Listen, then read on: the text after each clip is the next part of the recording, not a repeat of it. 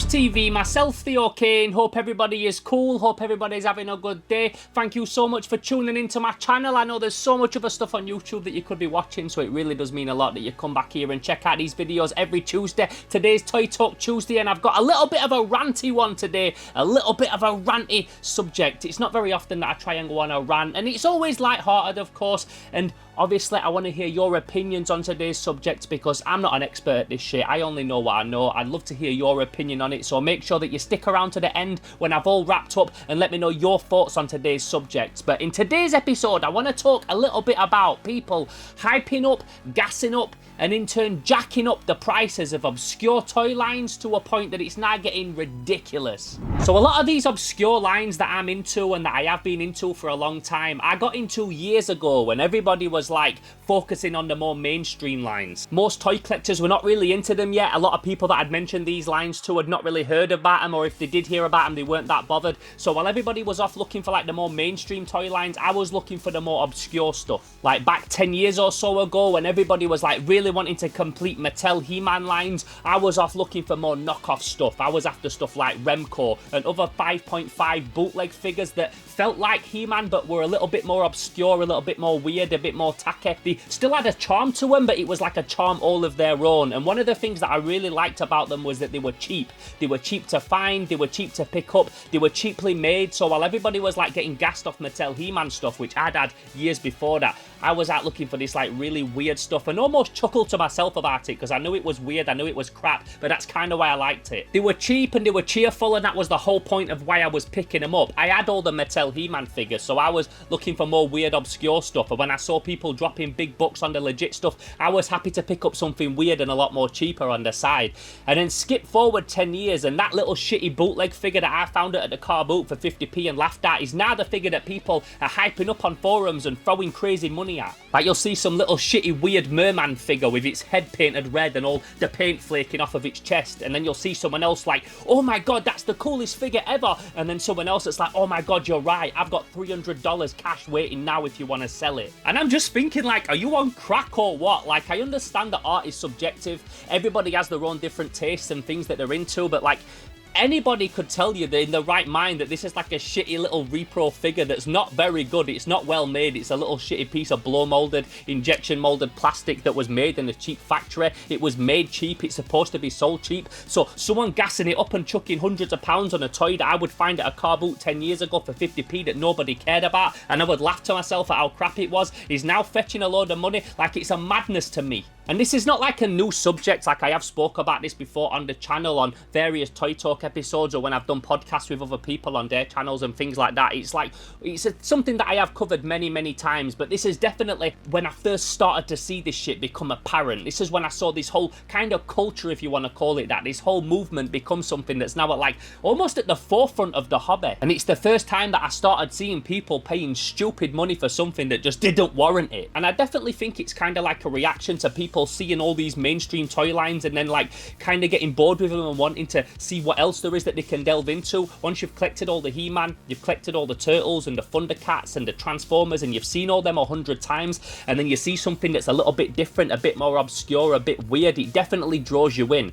I'm the same with movies. Like, I grew up a big fan of movies, horror films and action films, and then when I got a little bit older, I started to delve into more like Italian movies and Japanese films and more obscure weird stuff that you don't think of instantly when you think of like the best, most iconic films ever made. You go for like the more weird, obscure cult stuff. People are like it with music, and I completely get it with toys because I do the same thing all the fucking time. And a perfect example of this like price jack up that I'm seeing more and more recently is, I was recently on a Facebook group for Mattel Food Fighters. So these are a toy line that came out in the 80s that combined junk food, fast food with army soldiers and made them into these characters called Food Fighters, and they're fucking awesome.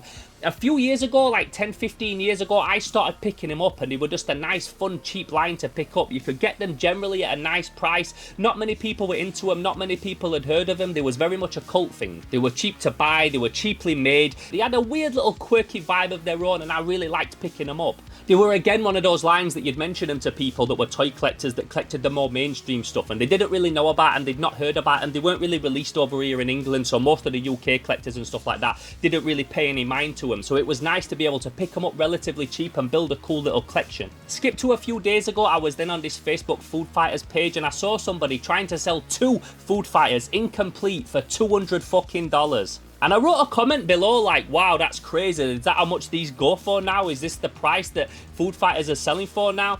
And a couple of people in the comments were like, yeah, this is kind of the right price. And I get that these were like kind of different color variants, because some of the color variants are slightly rarer and stuff like that. So I did also mention that in the comments, but I'm thinking, did I fucking miss something?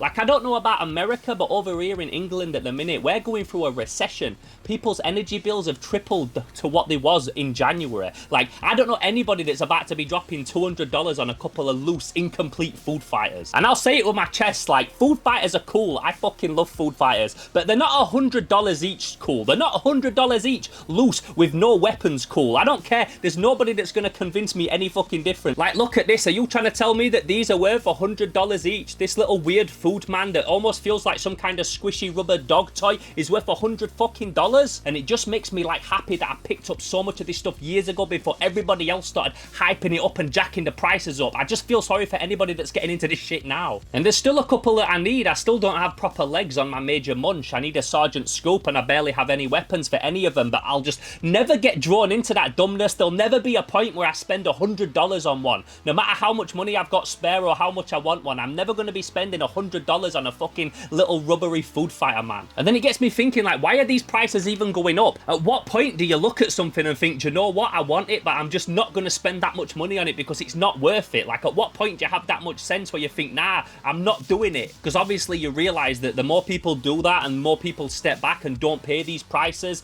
the more likely it is that these prices will drop down a little bit to something that's a bit more realistic and something that's more reflective of what the actual toy is. Because if the person selling it isn't getting the price that they've put it up for, they will inevitably either just unlist it and keep it, or they will have to sell it at a slightly lower price. That's just how the market of anything in the world works. And obviously I'm not a tight cunt. I don't mind spending money on my hobby. Look around me, I'm sat in a room full of toys. I've got enough in storage for 4 toy rooms. I fucking love toy collecting. But I'm also not a douchebag, and I've been in this game for long enough to see the prices of stuff come up. I've seen the prices of stuff go down. And as much as there's always going to be them toy lines that sell for a high price and stay at a high price, that's not the same thing for all of them. Others will come down. And as far as I'm concerned, a lot of these toys that people are trying to sell for a high price and jack up the price, they're just not worth what these people are trying to sell them for. Like, they're cool, they're awesome, but I'm not an idiot, and I know like when a price is too high. If you think back to when you first got into this hobby, what your reasons were for getting into it, financial shit aside, I'm not here talking to people that want to buy stuff and flip it. That's not what I'm talking. I'm talking from the mind frame of a toy collector. Like, when you first got into this, what was the reasons? Was you into it because you felt this stuff was nostalgic? Did you see something that spoke to you and you thought, I like that cool little quirky line, I want to collect them? Like, think back to why you started collecting them and then think to where you are now, and are you still the same person? Have you still got the same mind frame? Are your goals still the same when it comes to collecting? And when you first started, if you saw that the prices were going to go this ridiculous, would you have still been into them the same? Because I'll be honest, if someone's trying to sell me these little toys for $100 each when we used to pay like $15 for them, like, I'm out. I'm not bothered. I would rather wait it out. I would rather put this toy on the shelf and just shelf the whole idea of completing them and just wait until I find these things at a decent price. And maybe I never will, but at least I won't feel like a fucking idiot for spending $100 on one. And obviously, as a toy collector, I have overpaid for stuff before. I have paid a price that's not worth it for things in the past. I've got carried away. I've got suckered into an eBay bidding war or something like that. But more times I can walk away from something without feeling like a stupid moron, because I can like gauge when something's just not worth what they're trying to sell it me for. These are not like one-off art toys that are made like 1 of 10 or anything like that. They were made in the thousands. They were sold in discount toy stores, on racks and in bargain bins. They were made for kids, and I'm not going to be suckered into this whole movement of people paying all this money for them and hyping up the prices of them to something stupid. I was talking to my boy in America who's also a toy collector, and he used to be like a big collector of all this vintage stuff for years, and then in the last couple he's like really refined it and started just buying new stuff. And he says to me like, why am am I paying like $100 for a busted up figure that's missing weapons with its paint worn off when I can get something for half that price from Super 7 that's twice the size of it and way better sculpted and way better quality? And I'm like, do you know what? Like, I can't disagree with him when he's here buying like these Super 7 Ultimates and these Mythic Legions for like half the price, and they're like a super cool sculpted figure that's painted really well and things. Like, I can't argue with his point on that. Even though I'm not a new guy, I collect retro stuff, I completely see where he's coming from. The Toxic Crusaders are another perfect example of this, like a line that 10-15 years ago nobody really talked about, people didn't really care about, and they wasn't at the forefront of the toy collecting hobby like they are now, and you could go out and you could pick them up relatively cheap and generally affordable, and they were a nice quirky little cool colourful line to pick up on the side when everybody else was getting gassed off the Playmates Ninja Turtles. You could go and pick up a few Toxic Crusaders that were just as cool but were a lot cheaper to buy. And then now in the last few years, especially the vehicles and stuff, they've just been getting sold to a price that's like just unjustified. It's unjustifiable. It's stupid how much people are dropping on these toys, how much people are putting them up for sale on Facebook groups and shit like that. Recently I realised that I didn't have a pair of goggles for my No-Zone Playmates figure, so I thought I'll have a look on eBay how much they go for, expecting to pay like £5-10 for a pair of goggles, like £15 at a push, and I saw somebody on there selling a pair on Buy It Now for $60 plus £50 postage. And what's even worse is that eventually someone will pay that because some dickhead on a Facebook group told them that that's the going price and that it was worth it. I put the word out to my toy friends that I was after a pair, and in like less than a month my friend James found me a pair for a £5, and it just goes to show that like some people will go on eBay and spend that like $110 on a little pair, and I got one for a £5 just because I held on a little bit longer and I scoped it out and had a look round and put the word out that I was after him. And that's the whole point of this toy thing. You've got to be patient, you've got to wait, you've got to wait for the right time. It's called hunting, it's not called clicking on eBay. You've got to hunt it out and get one for a right price, a price that's justified. And like I said, Toxic Crusaders are one of my favourite toy lines ever. I think they're fucking perfect, but a little pair of goggles is not worth $110 to me,